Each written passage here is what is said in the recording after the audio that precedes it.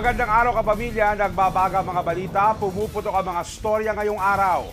Live sa ABS-CBN News Channel, Kapamilya Channel, A to Z, Jeepney TV at All TV.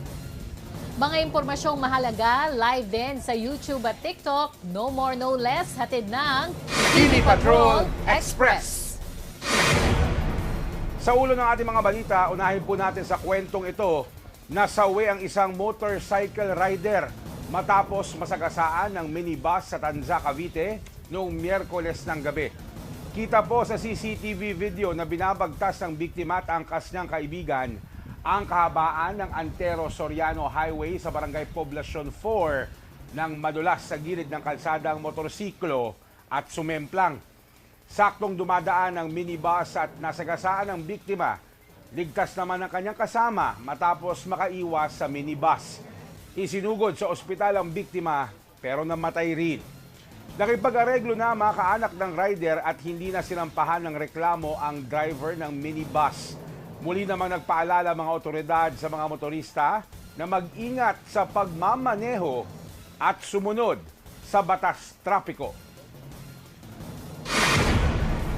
Malubhang nasugatan ng isang rider sa karambola ng tatlong sasakyan sa Bantay, Ilocos Sur nitong Miyerkules ng umaga. Kita po sa CCTV video na pansamantalang nakahinto ang mga sasakyan sa crossing sa Barangay 5. Pero isang truck ang tila hindi agad nakapagpreno.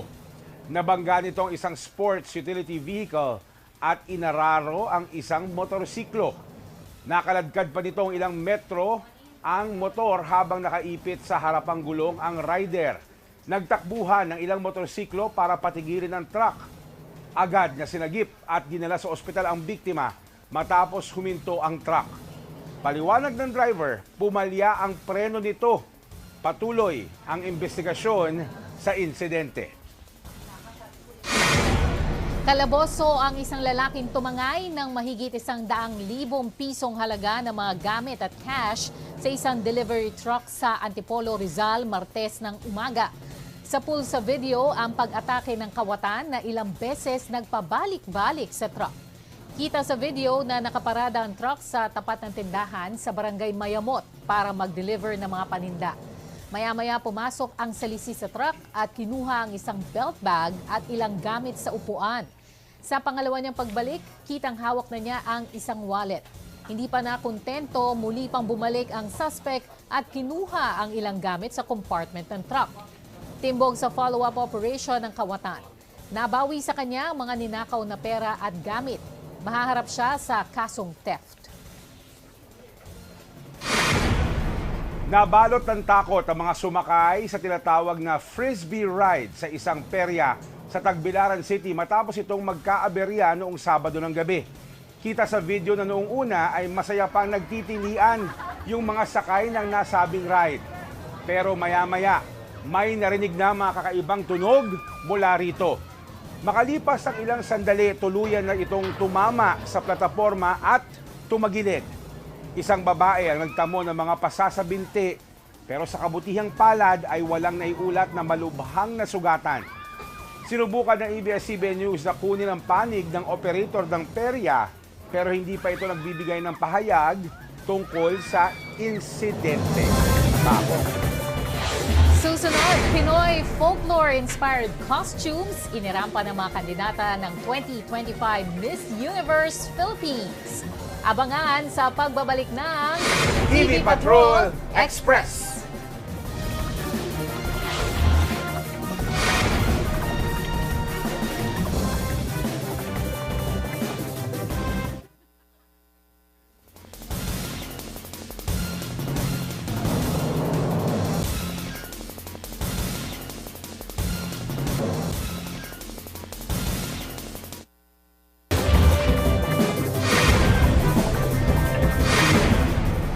Nagbabalik ang TV Patrol Express. Breaking news po, hindi bababa sa 10 ang kumpirmadong patay at mahigit 20 ang sugatan sa karambola ng 5 sasakyan sa bahagi ng Subic-Clark-Tarlac Expressway o SCTEX sa Tarlac Toll Plaza pasado alas 12 ng tanghali ngayong Huwebes. Ayon sa Tarlac City Police, Nabangga ng pampaserong bus ang isang van na nakaparada sa toll plaza na bumangga naman sa isa pang SUV, tractor head at isa pang sasakyan na nasa unahan.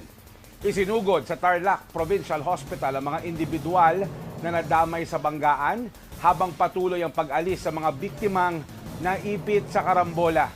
Abangan po ninyo mamaya sa TV Patrol ang iba pang detalye patungkol sa balitang ito.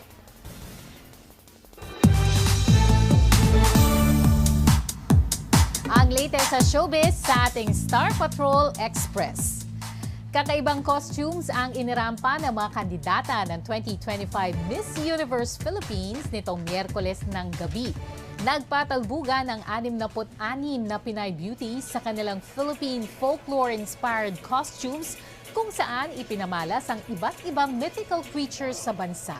Ilan sa standout ang higanteng may 8 ulo at libo-libong mata ni Miss Caloocan. Engkanto naman ang inspirasyon sa suot ni Miss Ifugao.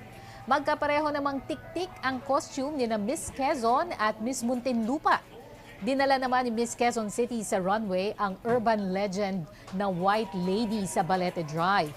Malalaman na sa Biyernes kung sino sa kanila ang papalit kay Chelsea Manalo bilang susunod na Miss Universe Philippines. Ipinasilip ni Pinay actress at Golden Globe nominee Dolly De Leon ang trailer at poster ng upcoming Season 2 ng 9 Perfect Strangers, kung saan kasama niya si Nicole Kidman at ilan pang Hollywood stars. Iikot ang kwento ng serye sa karakter ng 9 na tao na nagsama-sama sa isang healing retreat. Gaganap si Dolly bilang dating madre. Sa isang panayam, sinabi ni Dolly na gustong-gusto niya ang gagampan ng karakter. 6 na buwan inabot ang shoot ng serye na kinunan ang mga eksena sa Germany at Austria. At yan ang ating Star Patrol Express sa araw na ito.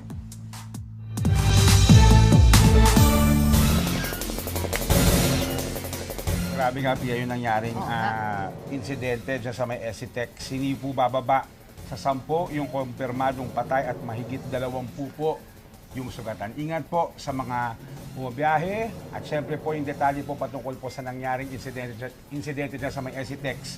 Ihatid po mamaya sa TV Patrol, 6:30 po yan ng gabi. Okay. At yan ang mga nagbabagang balita. Huwag pong kalimutang mag-LSSC, like, share, subscribe, and comment sa YouTube at TikTok. Sa ngalan ng kasama namin si Denise Densay, ako po si Pia Gutierrez. Mga kapamilya, bukod sa YouTube at TikTok, napapanood na rin ng live ang TV Patrol Express sa the ABS-CBN News Channel, Kapamilya Channel A to Z, Jeepney TV at All TV. Ako po si Jeff Cadoy. Maraming salamat at magandang hapon, kapamilya.